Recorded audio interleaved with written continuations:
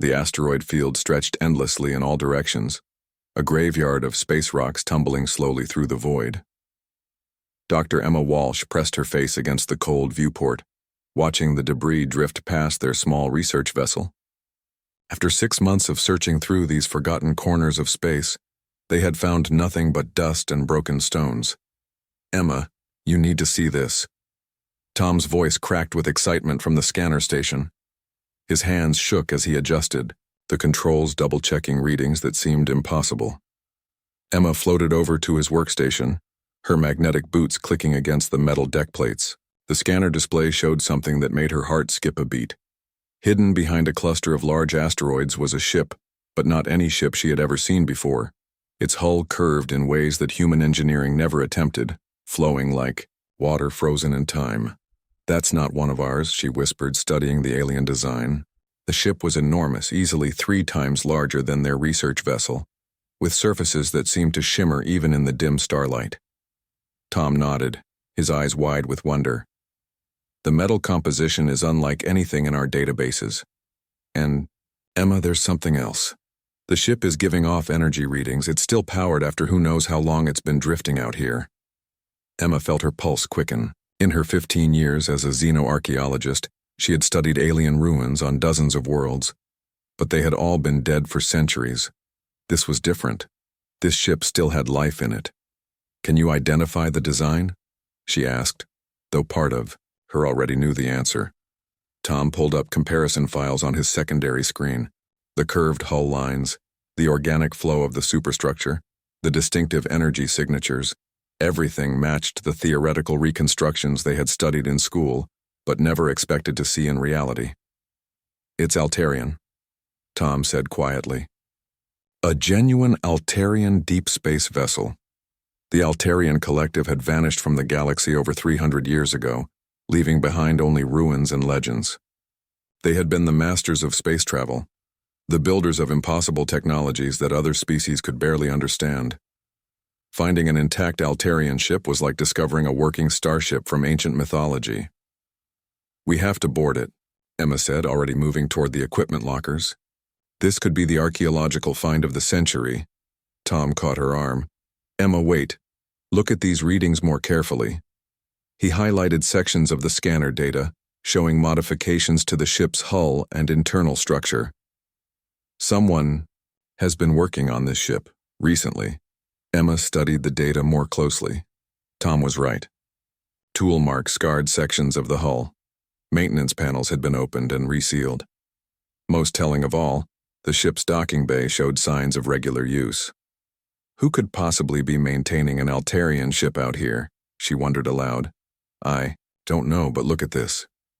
Tom brought up a new scan, focusing on the ship's power core. "That's not original Altarian technology. Someone has completely rebuilt the drive system using materials I can't even identify." Emma felt a chill that had nothing to do with the cold of space. The modifications weren't crude repairs or salvage work. They were elegant, sophisticated improvements that suggested whoever had been working on this ship understood Altarian technology better than any human scientist. Their communication system suddenly crackled to life. "Research Vessel Pathfinder, this is Fleet Command. Report your status immediately." Emma and Tom exchanged glances. They had maintained regular contact with headquarters throughout their survey mission, but this transmission had an urgency that set off warning bells. "Fleet Command, this is Pathfinder. We are conducting standard survey operations in Sector 7 Gamma. All systems normal." "Pathfinder, transmit your exact coordinates and current scanner readings. Priority Alpha." Priority Alpha meant immediate. Compliance. No questions asked. Emma felt her stomach tighten as Tom uploaded their location and the scanner data showing the alien vessel. The response from Fleet Command came faster than should have been possible, as if they had been waiting for exactly this discovery. "Pathfinder, you are ordered to maintain current position and avoid any contact with the object you have discovered. A fleet vessel will arrive within 72 hours to take custody of the situation." Fleet Command, we have discovered what appears to be an intact Altarian vessel. The archaeological significance, Dr. Walsh, you will follow orders. Under no circumstances are you to approach or board the alien vessel. Maintain safe distance and await further instructions. The transmission ended, leaving Emma and Tom staring at each other in confusion. How had Fleet Command known immediately what they had found, and why were they being ordered away from the greatest archaeological discovery in human history? Emma, Tom said quietly, there's something else. I've been running deep scans on the ship's internal structure. The life support systems are active. Someone is living on that ship. Emma looked back at the alien vessel, its strange curves now seeming somehow familiar. The modifications, the maintenance, the careful improvements to ancient technology. It all pointed to one impossible conclusion. Tom, run a detailed scan on the ship's registry and identification systems. I want to know everything about this vessel. Minutes passed as Tom's scanners probed deeper into the alien ship's computer systems. When the results appeared on his screen, both researchers fell silent. Emma, this ship isn't just Altarian. According to these records, it was discovered 47 years ago by a human salvage operation. It's been in human hands ever since. The implications crashed over Emma like a wave. Somewhere in the classified depths of human space operations, someone had been secretly studying and improving Altarian technology for nearly half a century. The ship they were looking at represented decades of forbidden research, hidden from the scientific community and the general public. Who's been working on it? Emma asked. Tom's fingers flew over his controls, accessing personnel records embedded in the ship's computer systems. When the crew manifest appeared, Emma recognized several names from her early studies. They were some of the brightest minds in xenoarchaeology and advanced physics. Scientists who had supposedly died in deep space, accidents decades ago. Emma, I don't think these people are dead. I think they've been out here all this time working on this ship. The alien vessel hung in space before them, no longer looking like an ancient relic, but rather like a laboratory where humanity's greatest minds had been pushing the boundaries of known science. The question that haunted Emma was simple. Why had they been hidden from the rest of humanity? And what had they discovered that was so important it required decades of secrecy? The secure briefing room deep within Luna Station felt more like a tomb than a meeting place. Dr. Emma Walsh sat across from Admiral Hayes, the weight of classified documents scattered between them like evidence at a trial. Tom had been barred from the meeting, despite his protests that he had equal right to know the truth about their discovery.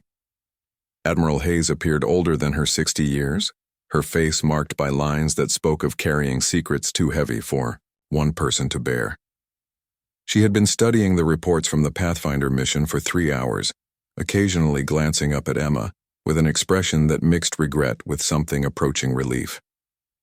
Dr. Walsh, what I'm about to tell you will change everything you believe about human space exploration, Hayes began, her voice carrying the weight of decades. 47 years ago, humanity made first contact with Altarian technology, and we've been lying about it ever since. Emma leaned forward, her hands clasped tightly in her lap. The ship we found was one of 3 Altarian vessels discovered by a mining operation in the outer belt. Inside those ships, we found technology that was centuries ahead of anything we had developed. Complete warp drive systems, star charts showing thousands of habitable worlds, and most importantly, detailed instructions on how to build and maintain faster-than-light travel. The room seemed to spin around Emma as she processed this revelation. Then why are we still using chemical rockets and ion drives? Why haven't we expanded beyond the nearest star systems? Admiral Hayes activated a holographic display that filled the space between them. Star charts appeared showing human expansion patterns over the past 5 decades. But these weren't the limited, slow-moving colony missions Emma knew from the history books. These charts showed rapid expansion across dozens of star systems, hidden colonies established light years from Earth, and exploration missions that had traveled further than any human was supposed to have gone. We have expanded, Dr. Walsh. Every major colony beyond Proxima Centauri, every deep space research station, every long-range exploration mission, all of it has been accomplished using modified Altarian warp drives. Emma stared at the charts, her mind racing to understand the implications. But the public doesn't know. The scientific community doesn't know. How is that possible? Because we made a decision early on that this technology was too dangerous to release openly. The power requirements, the potential for accidents, the military applications, we determined that warp drive technology needed to be controlled by a small group of people who could ensure it was used responsibly. Hayes manipulated the display, zooming in on specific missions. Emma recognized some of the names and dates from classified files she had never been authorized to access. Deep space expeditions that had supposedly failed were shown returning, successfully with cargo holds full of alien artifacts and new scientific data. The ship you found, the one with the living crew, was part of our most ambitious mission. 23 years ago, we sent our best people on a long-range exploration, using one of the original Altarian drives. Their mission was to map the furthest reaches of our local stellar neighborhood and establish contact protocols for any alien civilizations they might encounter. Emma felt a growing sense of dread. What happened to them? They were supposed to return after 5 years. Instead, they sent a single message and then disappeared. The message was brief. We cannot return the drive. Humanity is not ready for this technology. We will maintain position until you understand. The holographic display shifted, showing the trajectory of the lost mission. Emma realized with growing horror that the ship she and Tom had discovered was exactly where that final transmission had originated. You're telling me that the crew of that ship has been in self-imposed exile for over 2 decades? Why? Hayes's expression grew darker. We don't know. Every attempt to contact them has failed. Every mission sent to retrieve them has been turned away. They've made it clear that they will not return the warp drive technology until they decide humanity is ready for it. Emma stood up, pacing to the small viewport that looked out over Luna's surface. The implications were staggering. Humanity had possessed faster-than-light travel for nearly half a century, but had been using it in secret while the public remained ignorant. And now, their most experienced deep space crew had decided that same technology was too dangerous to return to Earth. What did they find out there? She asked, not turning around. That's what we need you to discover. Your expertise in Altarian technology makes you uniquely qualified to understand whatever they've learned. Your mission is to make contact with the crew, determine what knowledge they've acquired that made them refuse to return, and convince them to come home. Emma turned back to face the Admiral. And if they refuse? Then you'll need to find a way to retrieve the warp drive technology by force. Dr. Walsh, that ship contains one of only 3 complete Altarian warp cores in human possession.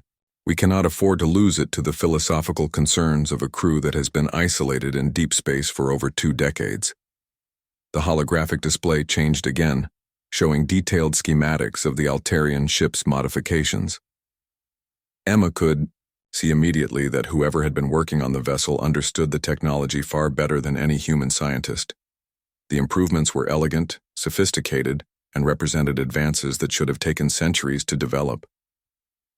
They've been doing more than just maintaining the ship, Emma observed. They've been improving it. These modifications represent breakthrough discoveries in warp field theory, subspace mechanics, and exotic matter manipulation, which is exactly why we need them back. The knowledge they've developed could revolutionize human space travel, but only if they're willing to share it. Emma studied the schematics more carefully, noting design elements that seemed to violate several fundamental principles of physics. Admiral, some of these modifications shouldn't be possible. The power requirements alone should have destroyed the ship. Dr. Walsh, in the past 23 years, that crew has had unlimited time to study and experiment with technology that we barely understand.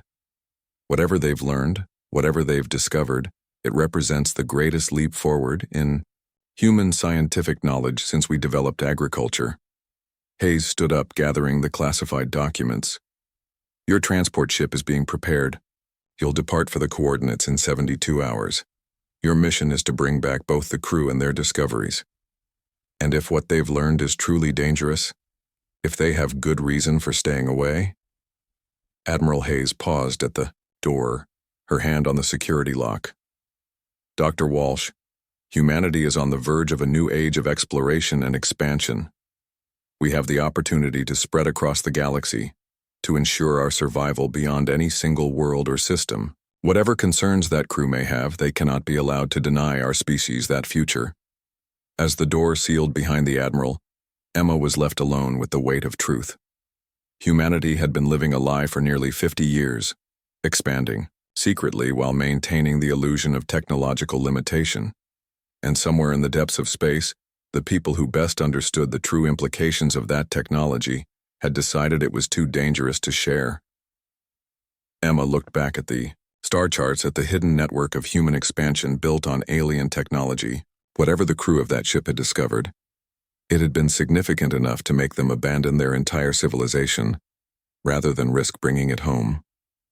She had 72 hours to prepare for a mission that would either usher humanity into a new golden age or reveal why that golden age should never be allowed to begin. The Deep Space Interceptor cut through the void like a knife, its modified engines pushing the boundaries of conventional physics. Dr. Emma Walsh gripped her seat as the ship dropped out of warp drive, the sudden deceleration making her stomach lurch. Through the main viewer, she could see their destination, a brown dwarf system so remote that it didn't even have a proper name, just a catalog number that few people would ever remember. Tom worked frantically at his sensor station, trying to locate the Altarian ship among the scattered debris and ice chunks that filled this forgotten corner of space. Their search had taken them 3 weeks deeper into unexplored territory than any official human mission had ever traveled, following sensor ghosts and subspace disturbances left by the missing crew. I'm reading massive subspace distortions throughout this system, Tom reported, his voice tight with concentration. Whatever they've been doing out here, they've been pushing that warp drive harder than anyone thought possible. Emma studied the readouts, her expertise in Altarian technology helping her interpret the complex patterns. These aren't random distortions. Look at the distribution pattern. They're systematic, controlled. Someone has been conducting extensive experiments with the drive system. Commander Ross, the mission's military leader, paced behind them with barely contained impatience. He had made his feelings about their assignment clear from the beginning. 23 years was too long for anyone to remain loyal to their original mission. The crew they were hunting had likely gone rogue, possibly even hostile. "There," Tom announced suddenly, highlighting a contact on the tactical display. "Artificial construction, bearing 37 Mark II. Distance, 200,000 kilometers." The main viewer shifted to focus on their target. Emma felt her breath catch in her throat. The Altarian ship hung in space near a cluster of captured asteroids, but it looked nothing like the vessel they had discovered weeks ago. The hull had been extensively modified, new sections added using materials that gleamed with an inner light. Solar collection arrays stretched out like wings, and what appeared to be additional habitat modules had been constructed from hollowed-out asteroids. "They've built a permanent base," Emma whispered, amazed at the scope of the construction. Tom's scanners revealed even more surprises. Mining equipment was scattered across nearby asteroids. Automated systems were processing raw materials, and the space around the ship showed clear signs of ongoing industrial activity. Reading 14 human life signs aboard the main vessel, Tom reported. All appear to be in good health. Commander Ross activated the communication system. "Altarian vessel, this is the Fleet Interceptor Resolute. You are ordered to prepare for immediate boarding and inspection." The response came quickly, transmitted on a frequency that their equipment barely recognized. "Resolute, this is Dr. Michael Blake, formerly of the deep space exploration vessel Pioneer. I assume Fleet Command finally decided to come looking for us." Emma leaned forward, recognizing the name from the mission files. Dr. Blake had been the expedition's senior xenoarchaeologist, one of the most brilliant minds in his field. His voice carried the weight of more than 2 decades in deep space, but also something else, a certainty that unsettled her. "Dr. Blake, by authority of Fleet Command, you and your crew are ordered to return immediately to Earth for debriefing. The Altarian technology in your possession is to be transferred to our custody." The pause that followed seemed to stretch forever. "Commander Ross, with all due respect, that's not going to happen." Ross's face darkened. "Dr. Blake, you've been in violation of fleet protocols for 23 years. Your original mission parameters required return after 5 years maximum. Our original mission parameters required us to explore deep space and report our findings. We've been doing exactly that, Commander. And what we found is that Fleet Command cannot be trusted with the technology we've been studying. Emma activated her own communication channel. Dr. Blake, this is Dr. Emma Walsh. I'm a xenoarchaeologist specializing in Altarian technology. Can you tell me what you've discovered that's made you reluctant to return? Another long pause, and when Blake's voice returned, it carried a sadness that seemed to echo across the empty space between their ships. Dr. Walsh, are you familiar with the Fermi paradox? The question of why we don't see evidence of advanced civilizations throughout the galaxy? Of course, it's one of the fundamental questions in xenoarchaeology. It's not a question anymore, Doctor. We found the answer. And the answer is that advanced civilizations don't survive contact with certain technologies. Tom's scanner display suddenly showed new activity around the alien ship. Additional vessels were emerging from concealment among the asteroids. Not human ships, but something else entirely. Sleek, organic-looking craft that moved with a fluid grace no human design could match. Dr. Blake, are those Altarian ships? Emma asked, her voice barely a whisper. No, Dr. Walsh, those are human ships, built using principles we've learned from 23 years of studying Altarian technology. And they represent both the greatest achievement and the greatest threat in human history. The organic ships moved into formation around the modified Altarian vessel, their hulls shimmering with energy fields that Emma recognized as some form of advanced defensive system. Whatever Dr. Blake and his crew had been doing for the past 2 decades, they had advanced far beyond anything Earth scientists had achieved. You've been building ships? Commander Ross said, his voice flat with disbelief. We've been solving problems, Commander. The Altarian technology we discovered was flawed, dangerous in ways that Fleet Command never understood. We've spent 23 years fixing those flaws, improving the designs and learning what the original builders never figured out before they destroyed themselves. Emma felt ice form in her stomach. Destroyed themselves? Dr. Walsh, the Altarian collective didn't vanish mysteriously. They committed technological suicide. And every day that humanity continues using their unmodified warp drive technology, we get closer to following the same path. The scanner displays were showing energy, readings that defied explanation. The ships surrounding them were generating power levels that should have been impossible, manipulating forces that human science insisted couldn't be controlled. What are you saying, Dr. Blake? Emma asked. I'm saying that we found the Altarian homeworld, Dr. Walsh. We found what was left of their civilization after they made the same mistakes Fleet Command is determined to repeat. And we've spent the last 23 years making sure humanity doesn't follow them into extinction. The organic ships began moving closer, not threatening but clearly prepared to intervene if the Resolute attempted any hostile action. Emma realized that they were looking at technology that was decades ahead of anything in Earth's arsenal, developed by human minds that had been freed from the limitations of conventional scientific thinking. Dr. Blake, I need to understand what you've learned. Will you allow me to board your ship? Dr. Walsh, if you board this ship, if you see what we've discovered and understand the true implications of Altarian technology, you'll never be able to return to your old life. The knowledge we possess changes everything, not just about space travel, but about the nature of reality itself. Emma looked at the modified Altarian ship, at the impossible human vessels surrounding it, at the industrial complex these people had built in the depths of space using principles that challenged everything. She thought she knew about physics. Dr. Blake, I'm a scientist. Understanding the truth is more important to me than comfort or security. The response, when it came, carried a warmth that had been missing from Blake's earlier communications. In that case, Dr. Walsh, welcome to the future. Transport when ready. The transport beam deposited Emma in a corridor that defied every assumption she had made about the ship. Instead of cramped metal passageways, she found herself in a space that seemed to breathe with organic life.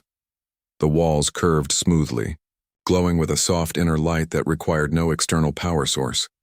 Plants grew in impossible spirals along the ceiling, their roots somehow drawing nutrients from the ship's structure itself. Dr. Michael Blake waited for her at the end of the corridor, and Emma was shocked by his appearance.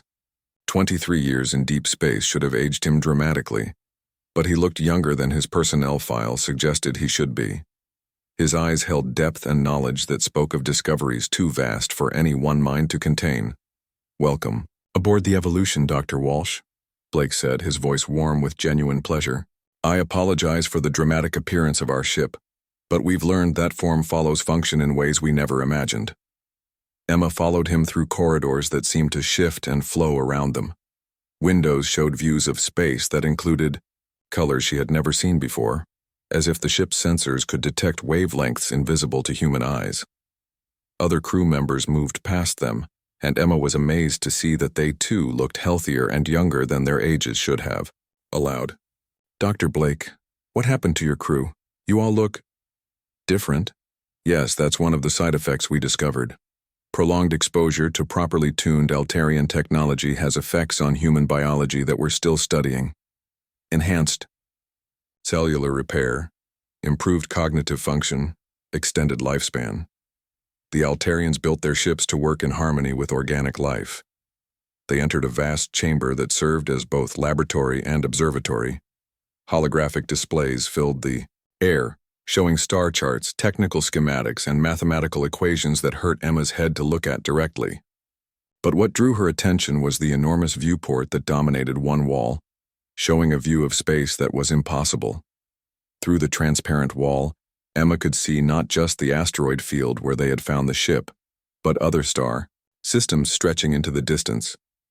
Nebulae glowed with internal fire, galaxies spiraled in perfect mathematical harmony, and streams of energy connected everything in a web of light that spanned the visible universe. "That's not a normal viewport," she whispered. "No, it's not. It's a direct observation window into hyperspace itself. One of many discoveries we've made by properly understanding Altarian technology." Blake gestured to the displays around them. "Dr. Walsh, everything humanity thinks it knows about physics, about the nature of space and time, about our place in the universe, all of it is incomplete." Emma moved closer to the viewport, watching streams of energy flow between distant stars like rivers of light. "How is this possible?" "Because space isn't empty, Dr. Walsh. It's alive." The Altarians understood this, but they made a critical error in how they interacted with it. Their warp drives didn't just move through space, they damaged it. Every jump, every faster-than-light journey, created small tears in the fabric of reality itself. Blake activated a new display, showing the mathematical models they had developed over 2 decades of research.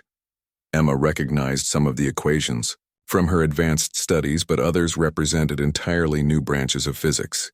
Individual tears were harmless, healing quickly, but accumulated damage from thousands of ships over hundreds of years created cascade effects. Reality itself became unstable in regions of heavy warp traffic. The display showed simulations of space-time breakdown, regions where the laws of physics simply stopped working. Emma watched entire star systems consumed by expanding zones of chaos where matter and energy behaved according to rules that no living thing could survive. "The Altarian homeworld," she said, understanding beginning to dawn. "Destroyed when critical cascade failure reached their core systems. They had perhaps a century of warning, but by then it was too late. The damage was irreversible." Emma felt the weight of cosmic horror settling over her. And humanity is using the same technology. Unmodified Altarian drives create the same space-time damage. Fleet Command has been using them for decades, believing they're safe because the effects take centuries to accumulate. Blake brought up projections showing human expansion patterns. At current usage rates, cascade failure will begin in approximately 180 years. The chamber fell silent except for the soft humming of the ship's systems. Emma stared at the projections, understanding finally why Blake and his crew had refused to return to Earth. "But you've found a solution." "We've found several solutions. The modifications to our drives reduce space-time damage by 70%. We've developed alternative propulsion systems that don't rely on space-time manipulation at all. Most importantly, we've learned to work with the living fabric of space instead of against it.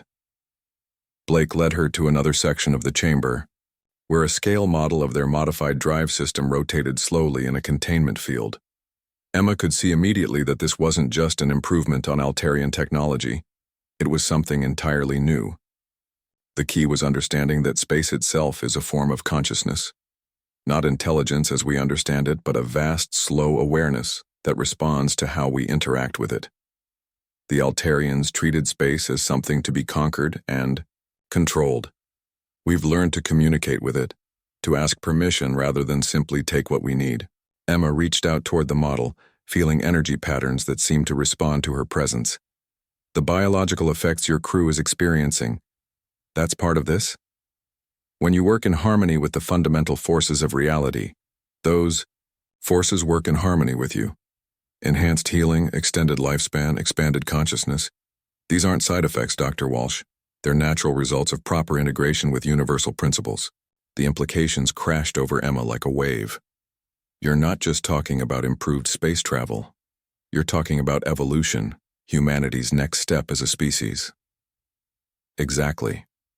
But it requires abandoning the adversarial relationship we've always had with the universe. No more taking what we want by force. No more assuming we can control forces we don't understand. We have to learn to work with reality instead of against it. Blake activated a final display, showing the ships Emma had seen earlier. These vessels represent 23 years of cooperative development with the living fabric of space. They're not just machines, they're partnerships between human consciousness and universal forces. Emma studied the organic ships, understanding now why they moved with such fluid grace. They're alive. In a sense, yes. And Dr. Walsh, this is just the beginning. The Altarians never reached this level of integration because they were too focused on domination and control. Humanity has the potential to go far beyond anything they achieved, but only if we're willing to change our fundamental approach to technology and existence itself. Emma looked again at the impossible view through the hyperspace window, at the web of energy connecting all things, at the evidence that reality itself was far stranger and more wonderful than anyone had imagined. Why didn't you tell Fleet Command about this? Why hide it for 23 years? Blake's expression grew sad. Because we tried, Dr. Walsh. Our first reports described the dangers of unmodified warp drive and suggested caution in its deployment. The response was to accelerate the expansion program and demand that we return immediately with more powerful drives. They wouldn't listen. They couldn't listen. The military and political establishments that control human space policy are built on the assumption that the universe is something to be conquered. Telling them that survival requires cooperation and humility was like speaking a foreign language. Emma understood. The knowledge these people had gained would require not just new technology, but a complete transformation of human civilization's relationship with existence itself. So you stayed out here, developing the solutions humanity would need when they were finally ready to accept them. We stayed out here because someone had to do the work. Someone had to find the path forward that wouldn't lead to humanity's extinction. And Dr. Walsh, after 23 years, we found that path. The question now is whether humanity is ready to take it. The Earth hung before them like a blue jewel against the starfield, unchanged despite everything that had happened in the months since Emma had left on her mission. Behind her, a small fleet of impossible ships followed in perfect formation, the Evolution leading 5 of the organic vessels that Blake's crew had developed during their decades in exile. Emma stood on the bridge of the Evolution, watching their homeworld grow larger as they approached. The ship moved with a fluid grace that still amazed her, responding to the crew's intentions as much as their commands. She had spent 3 months learning to work with the living technology, and the experience had changed her in ways she was still discovering. Dr. Blake stood beside her, his hands resting on a control surface that seemed to be grown rather than built. Are you ready for this, Emma? Once we share what we've learned, there's no going back. Humanity will have to choose between the path that leads to extinction and the path that leads to evolution. Emma nodded, though part of her felt the weight of what they were about to unleash. The knowledge they carried would challenge every assumption human civilization had made about technology, about their relationship with the universe, about their future among the stars. Dr. Blake, incoming transmission from Fleet Command, reported. Lisa, the ship's communications officer. They're ordering us to take defensive positions around Luna Station. Blake smiled grimly. Put it through, Lisa.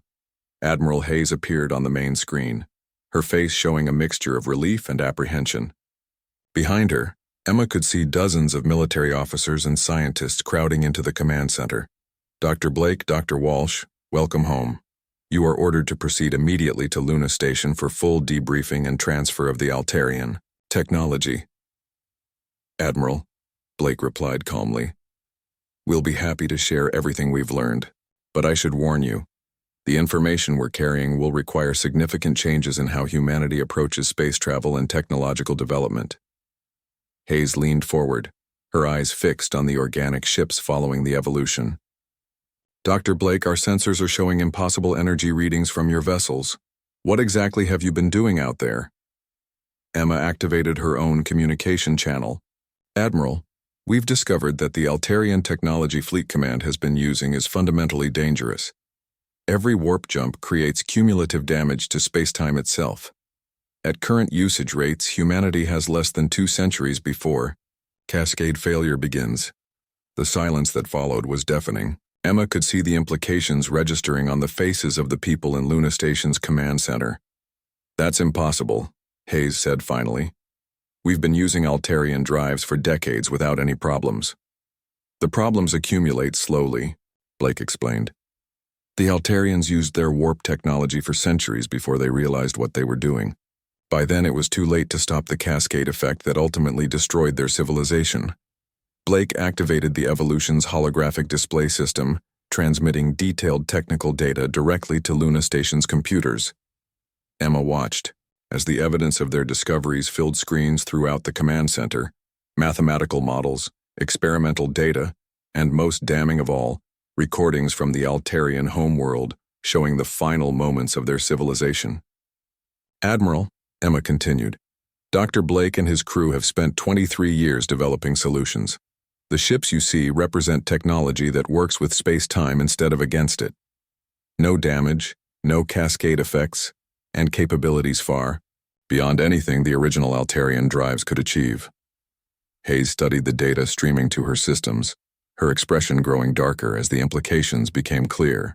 You're saying that our entire expansion program has been built on technology that will eventually kill us all. Not if we transition to the new systems, Blake said.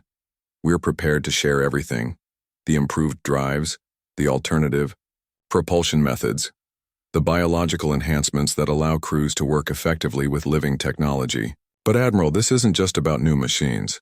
This represents a fundamental change in humanity's relationship with the universe. One of the military officers behind Hayes stepped forward. Dr. Blake, are you saying these organic ships are alive? In a sense, yes. They're partnerships between human consciousness and the living fabric of space itself. The ships respond to our intentions, heal from damage, and grow stronger over time. Most importantly, they work in harmony with universal forces instead of fighting against them. Emma could see the skepticism on the faces of the fleet officers, but she also saw something else. Wonder. The data Blake was transmitting showed capabilities that exceeded humanity's wildest dreams. Ships that could travel faster than light, without damaging space-time, technology that enhanced human biology instead of poisoning it, and most remarkably, a path forward that didn't require conquering the universe, but learning to live as part of it. Admiral, Emma said, we're prepared to demonstrate these capabilities. Dr. Blake's crew has developed training programs that can teach others to work with the new technology. Within a decade, humanity could transition completely away from dangerous Altarian drives. Hayes was quiet for a long moment, studying the impossible readings from the organic ships. And if we refuse? If Fleet Command determines that the current technology is acceptable? Blake's expression grew solemn. Then humanity will follow the same path as the Altarians. We have approximately 180 years before Cascade. Failure becomes inevitable. After that, regions of space around our colonies will become uninhabitable as reality itself breaks down. The weight of that statement settled over everyone in the command center. Emma watched as the implications sank in. Not just the threat to human expansion, but the responsibility they now carried for the survival of their entire species. Dr. Blake, Dr. Walsh, you are cleared to dock at Luna Station. We'll need complete, technical specifications and full demonstrations of your capabilities. As the Evolution glided toward the docking bay, Emma felt a mixture of hope and uncertainty. They had succeeded in their mission. They were returning the Altarian technology to humanity, along with something far more valuable. But the real challenge was just beginning. Over the following weeks, Luna Station became a center of revolutionary activity. Blake's crew worked tirelessly to teach fleet engineers how to build and maintain the organic ships. Emma found herself leading seminars on the philosophical implications of conscious technology, helping humanity's leaders understand that their new tools required a completely different approach to existence. The resistance was immediate and intense. Military commanders worried about losing control over technology that responded to consciousness rather than commands. Scientists struggled to accept principles that challenged everything they had learned about physics. Politicians feared the social changes that would inevitably follow such a fundamental technological shift. But the demonstrations were undeniable.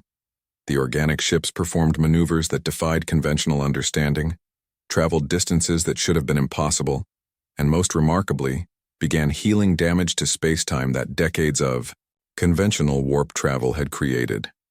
Dr. Sarah Chen, Luna Station's chief scientist, stood with Emma in the observation deck, watching one of the organic vessels repair a region of damaged space-time near Jupiter. The process was beautiful, streams of energy flowing from the ship into the fabric of reality itself, smoothing out distortions and restoring natural order. Emma, I've been studying physics for 30 years and nothing I learned prepared me for this, Chen said, her voice filled with wonder. These ships aren't just using different technology, they're operating according to completely different principles. Emma nodded, remembering her own amazement during those first months aboard the Evolution. Sarah, the hardest part isn't learning the new technology. It's unlearning everything we thought we knew about our relationship with the universe. 6 months after their return, the first human-built organic vessel launched from Luna Station's construction bays. The ship was smaller than the Evolution, more tentative in its movements, but it represented something unprecedented in human history. Technology built on cooperation rather than domination. Emma stood on the bridge of the new vessel, watching, as it responded to the crew's combined consciousness. The ship's biological systems integrated seamlessly with its human operators, creating a partnership that was greater than the sum of its parts. Dr. Walsh, we're receiving confirmation from the test flight, reported the ship's pilot. All systems are responding perfectly. We're ready for our first hyperspace transition. Emma felt the ship's excitement as much as heard it in the pilot's voice. This was the moment humanity stepped away from the path that had led to the Altarians' destruction and chose instead a future of harmony with the forces that shaped reality. Engage hyperspace drive, she ordered. The transition was unlike anything she had experienced in conventional ships. Instead of the violent wrench of warp drive, the organic ship simply stepped sideways into a realm where distance meant something different. Around them, space revealed its true nature. Not empty void, but a living tapestry of energy and consciousness that welcomed their passage. As Earth fell behind them and they headed toward the stars, Emma realized that Dr. Blake had been right. About one thing, there was no going back. Humanity had been given a second chance, an opportunity to become something greater than they had ever imagined. The universe was vast and strange and wonderful, and finally humanity was ready to explore it without destroying themselves in the process. The organic ship hummed with contentment as it carried its human partners toward the infinite possibilities that stretched ahead, no longer conquerors but participants in the greatest adventure existence had to offer.